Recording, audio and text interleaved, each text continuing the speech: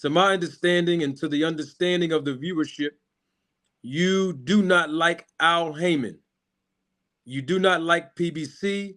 I am not sure if you are a Terrence Buck Crawford fan or supporter, but I know that you have a disdain for Al Heyman and PBC. So let me back off and start there. What is it about PBC or Al Heyman or both that you do not like about the practices of Al Heyman and or PBC? Well, let's start with Al Heyman. I dealt with him when he first entered boxing in the year 2001, 2002. I had a very bad experience with him. I told him something wasn't going to happen up front when he asked me to do something for him. I said, it's impossible, literally impossible. You're asking for something that can't be done. He said, just try. I tried and it didn't work, and I got chastised for it. And I don't play that game with anybody. I gave him my advice up front. I told him it won't work. It won't happen. He didn't listen, and then he got mad at me. I'm the one that talked him into Vernon Forrest and Shane Mosley. He didn't want the fight. He thought it was too risky because he had Vernon Forrest. I'm the one that talked him into the fight. I'm the one that brought Vernon Forrest and Charles Watson, who was his partner in Vernon Forrest, and Al Heyman to the table to introduce him to Lou DiBella, and got the ball rolling with the whole deal. And then in the meantime, was they asked me to do something for them, including Lou DiBella, but Heyman was the one that was really turned out to be the motherfucker about it. That was the start. Then he starts up PBC with 900, basically was 900 million, between 550 and 900 million dollars of borrowed money. He changed he ruined the whole business platform of boxing. Okay, and how he did that, it was he used that money to grossly overpay the fighters to fight nobodies, and then when he ran out of money, he couldn't pay him to fight somebodies, and he ruined the whole competitive point of boxing. And that's why we have so much ducking today. That's why the fighters don't fight often, because because he can't pay them millions of dollars, they don't fight, and they just sit there. Okay, so he's ruined the business and the sport as we once knew it.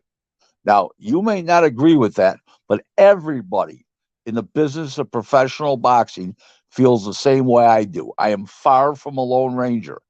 Even his proponents, the people that like him, agree that he's fucked the business up. So I'm not a lone ranger here. Everybody feels the same way that's in the business. And let me say another thing before we go any further. There's a big difference between the sport and the business of professional boxing. The sport is what you see on TV. Okay. The trainers, most managers, and the fighters are in the sport. The full-time promoters, the bigger managers, guys like me, matchmakers, most of us are in the business. There's a big difference between the business and the sport. Okay, and that's why I always say the business and the sport of professional boxing. If somebody tells me they're in the business, no, you're in the sport. I'm in the business. So continue, Marty. Yes, I definitely appreciate the background. And my audience know the differences between the sport and business because I've been on YouTube, telling them that. So I appreciate you echoing my sentiments. You had Mhm. used the statement called nobody, and I want to make sure that the fans understand what you mean so that they won't misinterpret you as lowering the accomplishments of a fighter. When you say that Al Heyman and PBC overpaid fighters to fight nobodies. Can you give us Well, an that, example of that means out bet fights where you can't even get a line in the fight, or the line is 30 to 1, 25 to 1, 30 to 1, 40 to 1, stuff like that. Okay, and he took the competitive nature out of the fight, and fighters fighting regularly. The champions for PBC average one fight every world title fight. This is the champions now, the world champs, not interim titles now. That doesn't count. World champions. 1 point for every 14 months. They fight one time every 14 months on an average. That is horrible. Okay, horrible. Most champions today fight twice a year, once every 6 months, just to give you an idea.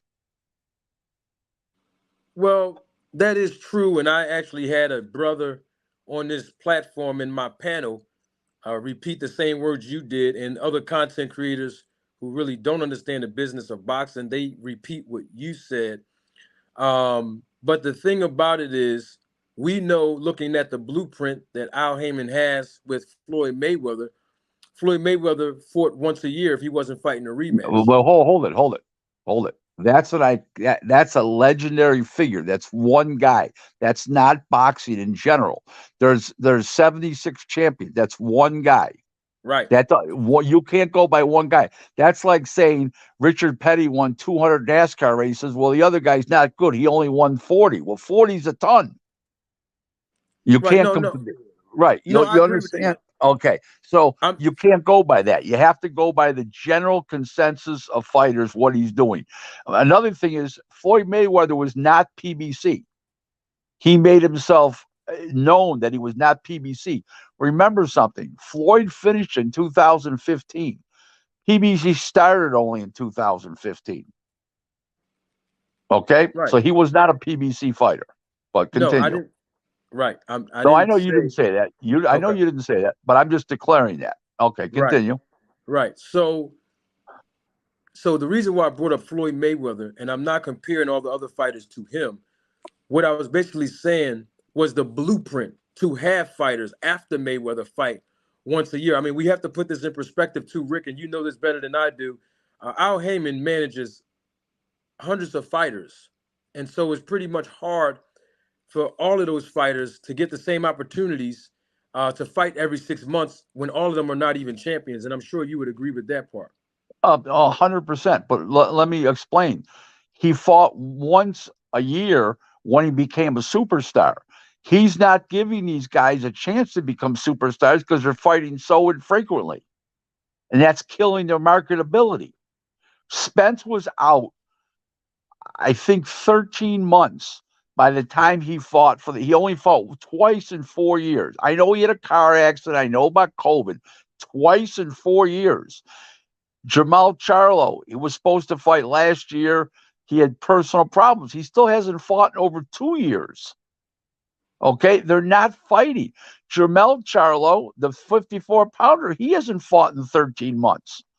It's Right. it's and he's still 2 months. He's still basically 2 months away from fighting again.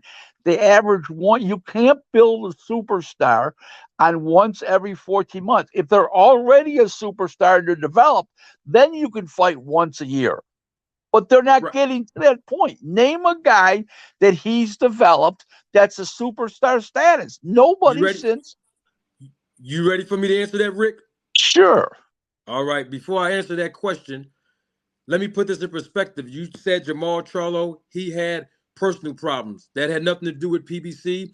You brought No. up No, no, you no, no, no, no, no, you no, no, no. I agree. you But the personal problems happened after he was already inactive for 14 months. right, but I'm He just didn't fight saying for 14 months. that is correct. Don't forget his Okay. brother Jamel. Jamel had a hand injury. You Right. can put that in perspective. And Right. and and to answer your question, you said name a fighter that he's developed. I can name one right now. His name is Gervonta Davis, who fought 6 months apart, once in January, actually 3 or 4 months apart, once in January, once in Okay. April. And Okay. if So this and you if just said, I agree. Yeah. Okay. 100%. Okay. But he drew 61,000 pay-per-view buys in January.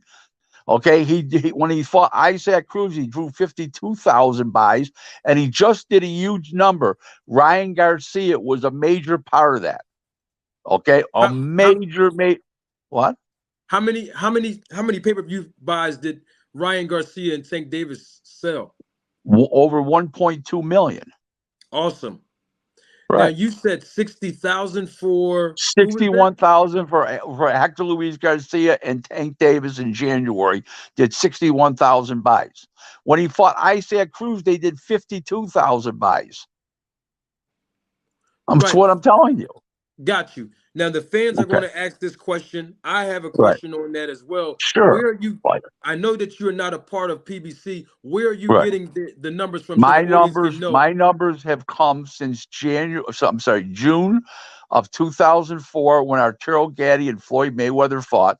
I have a relationship with a TV with a LA based attorney who's in the TV industry.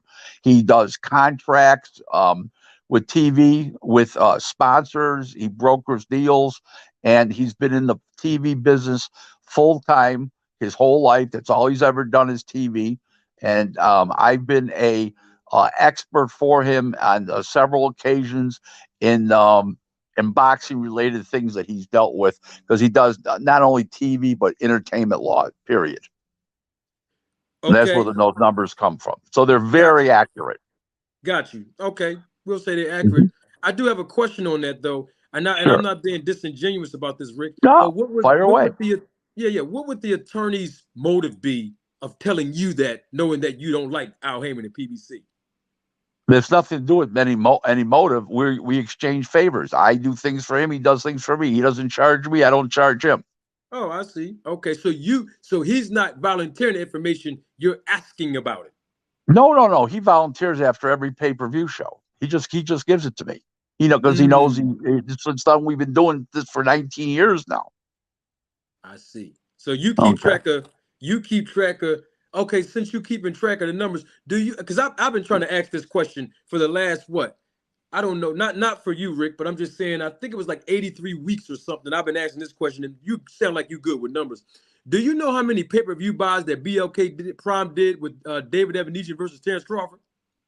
No, because they never released them. But what I was told was somebody told me in this country they did 49,000, and with overseas they did like 119. I believe was the number. 107, 119,000. 117. I think it was 49 in the United States and 117 overall. But But your attorney, I don't know that to be a fact. That's what I was told, but didn't come from my source. No, because they oh, never reported the numbers. They never reported them. but the source, your attorney, can't he go over there and get access to all of those numbers over No, there with not BLK? no. They have no. They weren't reported. We looked into it, and they were reported. Remember something? They have their own app, and they're putting out their own stuff. They're not going through any providers. You Right. understand what I'm saying? Yeah, Okay. absolutely. I do. I just want Okay. the audience to understand you as Okay. well. When Very you good. talk about when you talk about going through the providers, obviously this Hmm. is how you gain access to knowing what those four numbers are.